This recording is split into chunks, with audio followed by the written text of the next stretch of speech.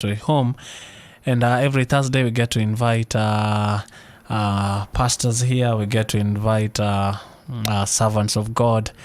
And today we have, I've called her mom so many times that even the poster, I wrote Mom Florence. It's always a pleasure having you here, Mom. Thank you so much. Karibu sana. Asante. Asante sana. When I was thinking of having this conversation, I was like, who can I have? And then I was like, Mom has served in church for so long. She still serves in church. Sure. Sure. And If you've been in church, you've observed what happens in church. Yeah. We're just talking about the elderly people in our midst. Mm-hmm. Somebody once served kiwa kijana. Amefika mahali now. There's one who wrote in anasema yeye anafeel where she goes to church, there is no place for people her age. And majority of people writing in, some of them are saying yes, the elderly people have a space in church, but they are deacons and elders, in these spaces like praise and worship. Ama wameachiwa choir. I've been to a church where there are two choirs. There's one vibrant choir, yes, and then there's one less vibrant choir. Yeah, hymns like the ones you do. First of all, karibu sana. Asante. And maybe somebody tuned in for the first time. I know majority of our listeners know you, but every day we have new listeners coming through. Maybe you can also introduce yourself. Well, my name is Dr. Florence Ambayo. I am born again. I love the Lord as my personal savior. I sing in church. I do many things, but one of the things that I love to do most is serving God in church. And I actually serve in the music ministry. Yeah. How long have you been in the music ministry? I tell people I've been in the music ministry since I was 2 years, because I started singing when I was 2 years, holding my dad's dress, trouser, as he was going to church and singing. My dad was a singer, so I sang with him. He was a singer and a preacher, so I sang with him in the choir. So I think I started singing since I was 2. Mom, in our church, first of all, it's not like there's even a space for the elderly people. There are no elderly people. Oh, really? Where I go to church. Yeah. I don't know. It's because of maybe these elderly people are in these major churches. Then there are those that people form their churches and they go with the young people. Maybe that is a big reason for this. Yeah. But I've also been, as I said, to churches where there are two choirs, churches where wakati labda kina mama ndio wana serve, ndio utaona ushers wa kina mama, those special days. Yes. Yeah. Women ministry women days. Yes. And the men ndio utakuta wamevaa tutai. Yeah. And then they have ushers wenye ni men. Yeah. They will serve. But on normal occasions, there are no elderly people doing or serving in church. My take, as I started, I said I feel like we are not, the space is not conducive, rather, or how we do things, we're not telling them, but indirectly we're like, tunaenda mbio, nyinyi si watu wa mbio. And I stand to be corrected. I don't know what's your take on this whole conversation. Well, I think there is space for old people. The elderly. I think there is space, and nobody needs to give you that space. I think you create the space. And you fit in that space. And you do what you need to do in that space. How do they create this space? They have been serving. And they really understand the systems. They understand what is happening in the church. And they also understand the general transition. We are getting to be a younger generation. Like in Kenya, we are really, it is said that we are a youthful nation. So that means that the majority of the people you're going to find in churches are young people. But that doesn't negate the fact that older people can also be serving, because the older people are there. The parents to these younger people are there. The grandparents to these younger people are there. So they can create a space to serve. They can create a space for the young people to continue serving, but they themselves should not sit back and say, I have no place to serve. In ministry, there is always a place. There is always a place. You just need to look for it. And any church that is not capitalizing on the experience of the old people are losing out big time. Because the older people have a lot of experience. They are settled in a way. They are actually the stability of the church, I would say. If they are in any ministry, that ministry would be stable, I can tell you. Talking about capitalizing the elderly, I remember we attended a camp. There were two camps following each other. The first one was a youth camp organized by the youth department of that church. And so we went to a school called Innocence there in Eldoret, and we had fun. It's young people, it's a youth, it's nini. Then the next camp was organized by the elderly people in church, the Kutenderesa. Kutenderesa group. Like they were from different churches, but so they had invited us, the young people. Wow. And so we left this one very psyched, very fiery, and dancing. We went to this one the next day for a week. And tunaingia, the rule was boys, girls this side. Dancing kuna venye ispite hapa. And we could feel like wanatupimia maisha sana. And mom, now that I'm 32 years old, I see sense in how they were doing their camps. There was hakuna kesi imewaitokea kwa camp ka hizo. In this other camp, we could cases of misbehaving and watu kutupwa nyumbani. But you see that now then you grow up with such a mentality, and like the old people, hao ni watu wa sheria, ni watu wa kusumbua, ni watu wakali, and then you have youthish pastors in the mix, and then now it becomes a barrier. Ni experience tu wako nayo. They just have very good experience, and they don't want to get into certain things. They already know what could happen.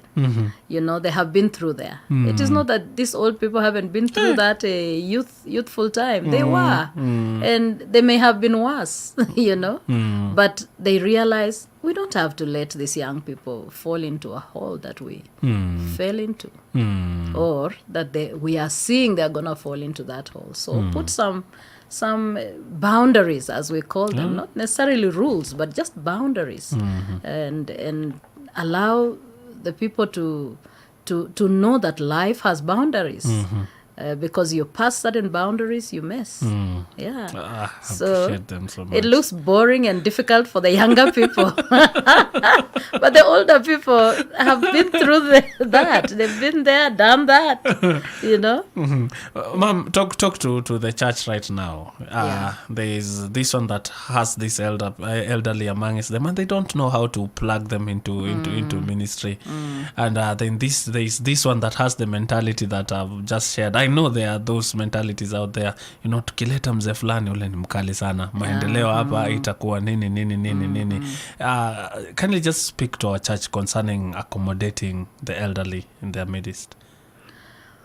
Wow, that one of the things that I see is the church is the only place that has an opportunity to use every gift across the age.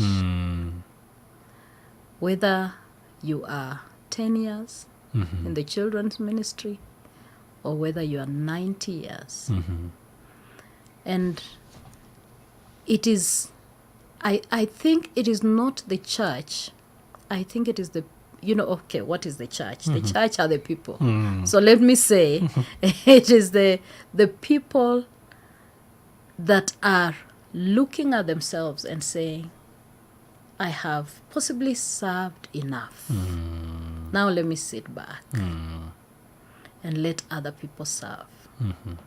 Or the situation in the church has been created in such a way,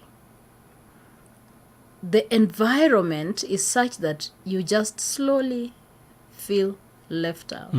And you step back a little more and you step back and then suddenly you go back completely. One person told me one time that the church now is so fast that if you are not in the same lane with them as an older person, they will throw you out, forget about you, and leave you like you never existed. Yet you have been there serving for many years. When they needed you, when they needed your time, when you had all the energy. But this is what I would say. You, as an older person, come into the church. I think there is no retirement. I don't see retirement in the Bible. You know, and the story I'll be sharing a little later is that of Caleb. You know, he started as a young man, as a spy, and now at 85 years, he says, I am still strong. I use the example of, I was reading about Jimmy Carter. Now he has gone into hospice. He's former president of America, the 39th president of America. Jimmy Carter was teaching Sunday school until 2019 when he was 94. Wow. You know? Wow. That is an amazing story. How did the church reject him? Did the church put him aside and say, you can't teach Sunday school? I don't think so. I think he must have come in. He has something that he knows is valuable to these children. He has what he feels in his heart is his calling and gifting. And he came in and said, I will serve in Sunday school. Of all places, a president serving in Sunday school. And at his age, you know. And they say he has served since he was, I don't know how old, busy in politics, but he still comes to church to teach Sunday school.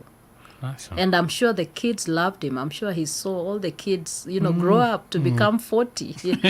and he saw his children getting married, you know, the Sunday school kids getting married.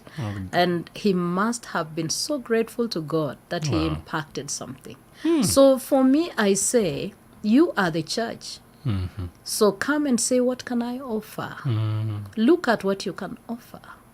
I don't know whether there is any church where you say, you come and ask, what can I offer? And they say, there's nothing for you to do here. I'm not so sure. If you come in as an older person and you say, I can just work with young people. Because I'm telling you, age, like I said earlier, is just a number. There are some people who are old at 40. Old. True. There are some people who are old at 30. They don't even serve. They are not even part of a ministry. But there are others who are 70 and they are so active. I mean, in our choir, we have an 82-year-old in the praise and worship team. And singing in the choir. You know? Yeah. Is he old? I don't know. I think it is in the mind, you know? So there is a place for the church for you to plug in into the church. I think what you need to do is find what is it that you can offer. Wow. I love what you said. There's no retiring in serving God. Sure. And I hope the elderly tuned in right now, they self-retired themselves. Maybe it's time also to go back. It is called retire. You know, you retire. Tire. A tire, you know, a car tire. Yeah, you just, you know, they do the retreat. Yeah. I get so it. do that for yourself also. I joined men's chorale last year. Wow. And we have, I think one of our elderly was having a wedding the other time. You were there. Yes, I was. We have 83, 85-year-old, 70-something-year-old, and then we also have a high schooler in the midst. And I've liked it so much, even when we meet without singing the conversations there. Yes. Nasikia mzee anasema wakati alikuwa anafanya carpentry shule, you're like, you guys are doing carpentry. But even the advice that comes through, and you kind of feel like that should be how the church ministries should be. All ministries, departments in church. Yeah. We take a short break here, then when we come back, I know, Mom, as you've promised us, there is a word you want to share with us. I'm going to give you the platform to do that. This is Kumtegemea Moko.